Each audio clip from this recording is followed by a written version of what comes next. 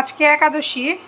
একাদশীর খিচুড়িটা আমার কখনোই ভালো হয় না, টালটালা হয়। তো এইবার যেটা করছি, প্রথমে এটার মধ্যে জিরা তেজপাতা সম্বার দিয়া সাগুটা ভাইজে নামায় নিছি। সাগুর উপরে কাঁচামরিচের মটরশুঁটি দিছি, পরে দিমু দেখা। আর এইখানে সবজি কালি জিরা আর আদা কুচি সম্বাস দিয়া সবজিটাই যে সিদ্ধ করে এরকম মানে ভাজা ভাজা কইরা পর জল ছেড়ে দিচ্ছে, যে সিদ্ধ করে নিছি, লবণ দিছি। আর এটার মধ্যে হলুদ মরিচের গুঁড়া দিয়ে দিছিলাম।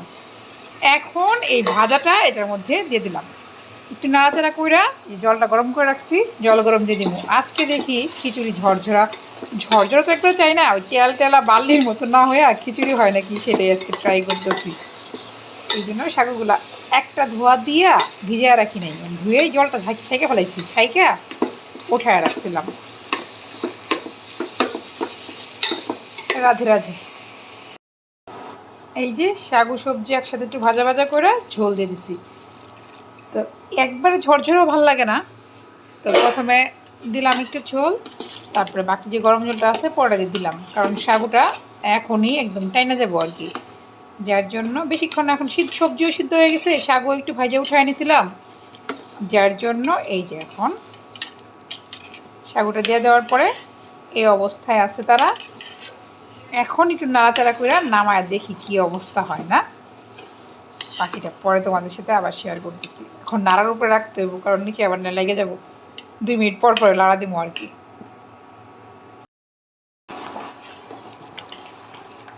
এই যে খিচুড়ি সব কিছু কিন্তু সিদ্ধ হয়ে গেছে। আজকে সাগুটা কম দিছি, নাহলে 1 গামলা হয়ে যায়। আজকে সম্ভবত এখানে 250-এরও কম সাগু দেওয়া হয়েছে, 250 হইতে পারে, জানি না, মাপি নেই তো। তবে সেই দিন অনেকটা দিয়েছিলাম, আজকে সেই প্যাকেট থেকে অল্প রাইখা আবার দিছি। সুতরাং এই হচ্ছে আমার সাগুর খিচুড়ি। এখন এটা চুলাটা বন্ধ করে দিব, বাকিটা থামা থামা হয়ে যেরকম হয় সেরকম নামাবো আর কি। চুলা বন্ধ, ব্যাস এখন ঢাকা দিয়ে রেখে দিব।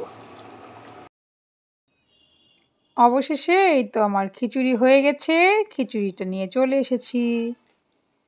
নে টেস্ট করে দেখ কেমন হয়েছে।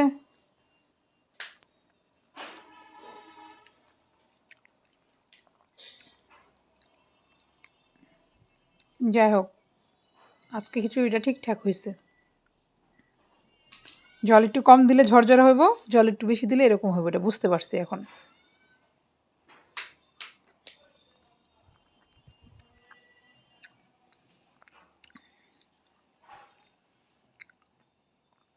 তো এই হলো একাদশীর প্রসাদ পাওয়া হইতেছে।